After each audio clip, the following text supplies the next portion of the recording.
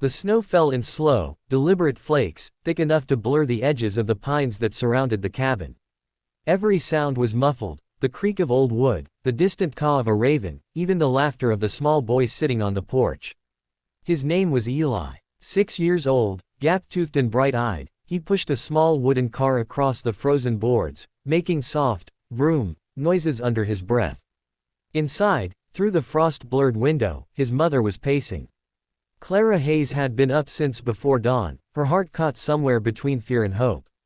The fire in the hearth burned low, but she hadn't the mind to tend to it. Her eyes kept darting to the window, watching for movement on the road that led through the woods. Every passing moment tightened her chest. It had been 2 years since her husband, Daniel, died in a logging accident. 2 years since the knock on the door and the words that had emptied her lungs. Since then, she'd worked herself raw just to keep the cabin warm and her son fed. The neighbors offered pity but not help, and worse, whispers followed her like shadows. Widow. Alone. Poor woman. In this town, being alone wasn't just hard, it was dangerous. And now, after everything, she'd received a letter. A concern from the town council. They were sending someone to check in. A social worker, a sheriff maybe, people with polite smiles and cold eyes. They'd say it was routine, but Clara knew better. Someone had written that she couldn't care for Eli properly. That a boy needed a father. So, desperate, she had sent her own letter, to a man she barely knew. When she finally heard the crunch of tires on snow, her heart stopped. She stepped onto the porch, pulling her shawl tighter. The air was sharp, cold enough to sting her nose. Down the winding path came an old green truck, its tires chained, headlights glowing dimly through the curtain of snow.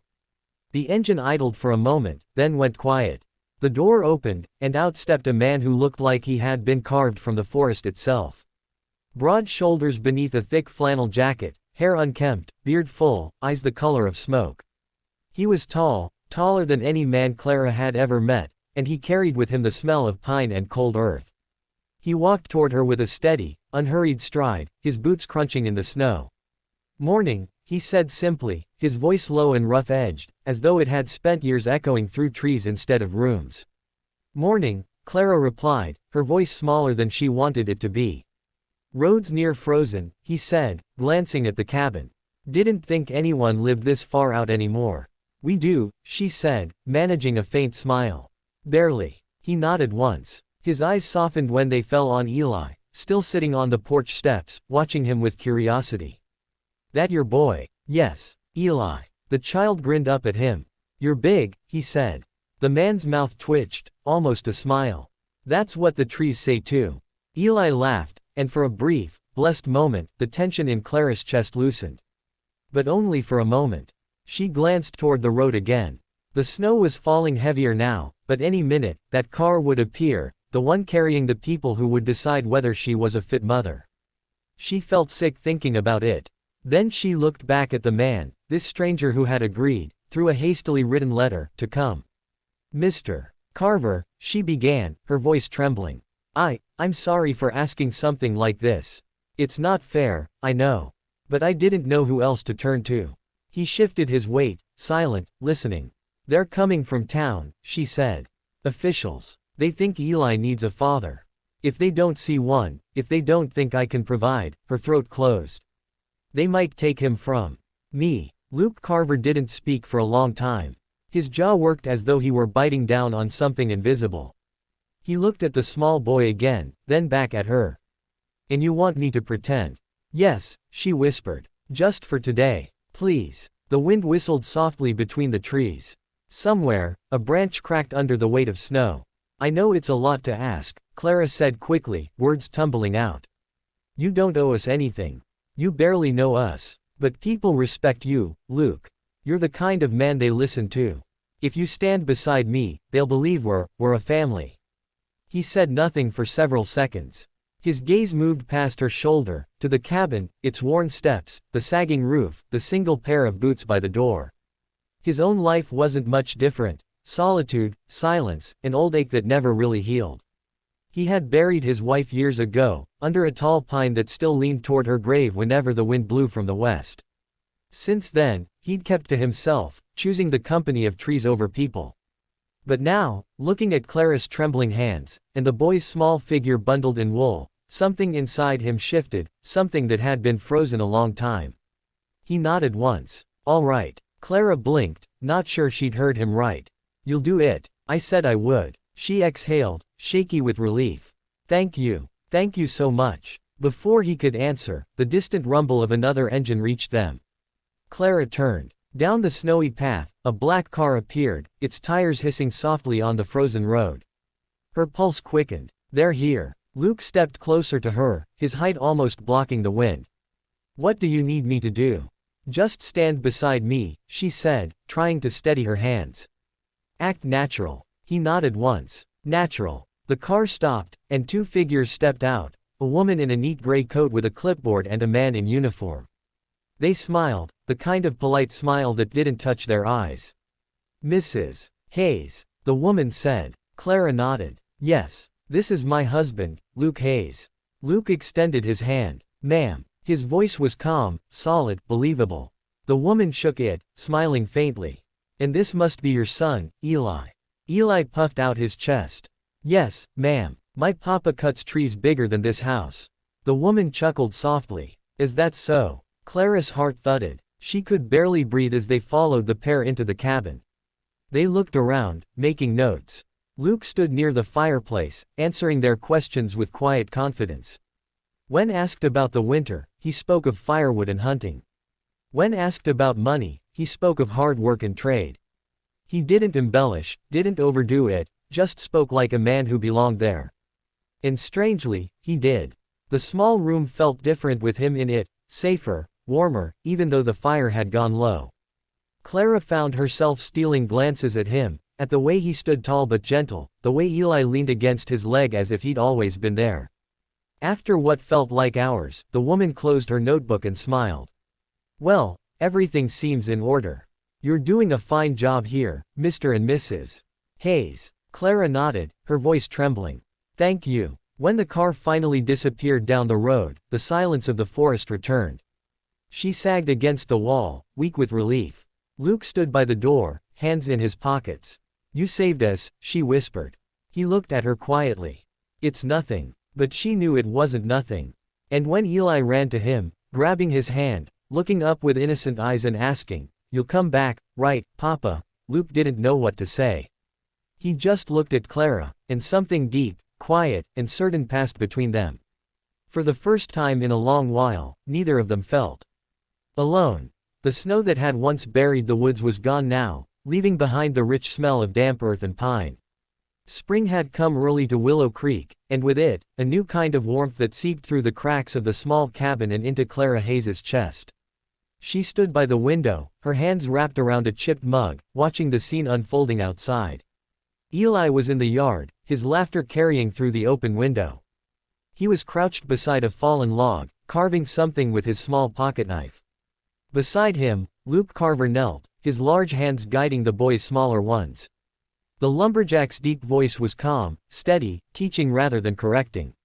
Every now and then, Eli would glance up at him with admiration so pure that it made Clara's heart ache. Luke had kept coming back after that winter day. At first, she'd thought it was just to make sure they were safe, that his conscience wouldn't let him walk away. He'd bring firewood, fix a loose board on the porch, sometimes share a meal before driving back into the forest.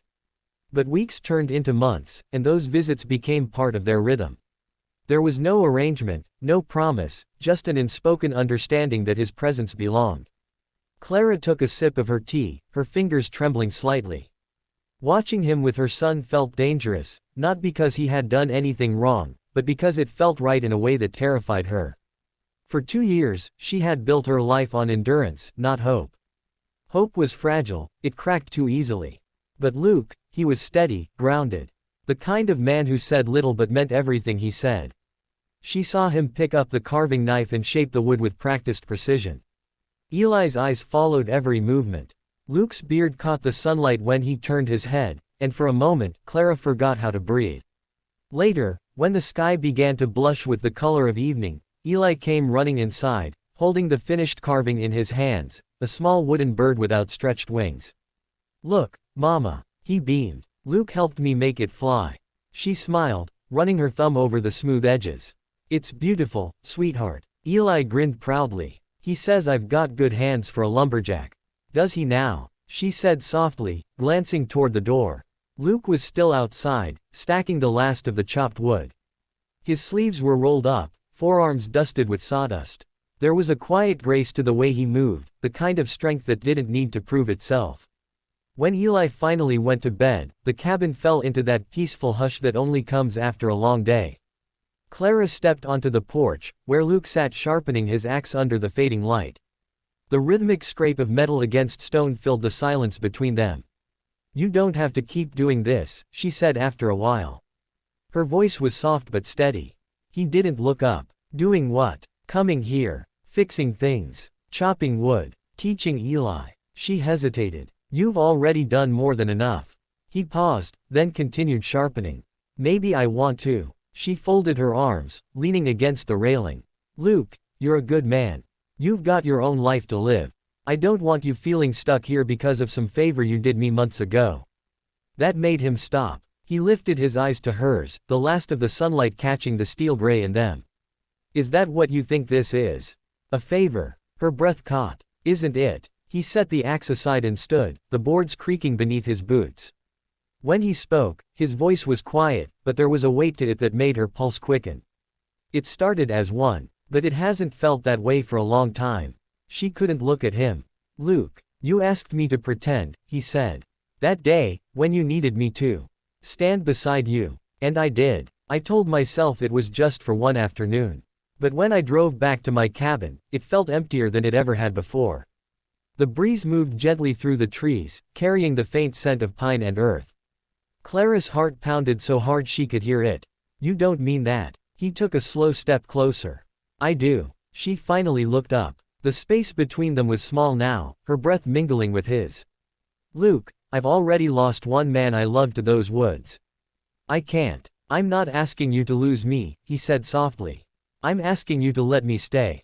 The porch light flickered. The forest hummed quietly around them, alive with the sound of crickets and wind. Clara's throat tightened. Eli's been asking questions, she whispered. He wants to know if you're really his father. Luke's gaze softened. And what do you tell him? That maybe one day he'll be. He exhaled slowly, like a man who had been holding his breath for years. He deserves a father, Clara. And you deserve someone who doesn't just show up when you're scared. She blinked back tears. And what about you? What do you deserve? His jaw flexed. A reason to come home. Something broke inside her then, not from pain, but from the weight she'd carried too long. She reached out, brushing her fingers against his sleeve. I never wanted to need anyone again, she said. But every time I hear your truck, He stepped closer, his hand rising to tuck a loose strand of hair behind her ear. You don't have to say it. I want to, she whispered. You make this place feel alive again. You make me feel alive again. For a moment, the world stilled. The forest, the fading light, even the whispering wind seemed to hold its breath as Luke's thumb brushed her cheek. Then let me stay, he said. She nodded, unable to speak, tears glimmering in her lashes. From inside, a small voice called out, sleepy and drowsy. Mama, Papa. They both froze, then turned toward the cabin. Eli stood in the doorway, rubbing his eyes, the little wooden bird clutched in his hand. Luke looked at Clara. He's been calling me that for a while, hasn't he? She smiled through her tears. Every time you leave. He crouched down, holding out his arms. Come here, partner. Eli stumbled sleepily into his embrace, resting his head on Luke's shoulder. The big man held him carefully, like something precious, his hand resting gently on the boy's back. When he looked up again, Clara was watching them, her heart caught between the ache of the past and the promise of something new. Luke rose slowly, Eli still in his arms.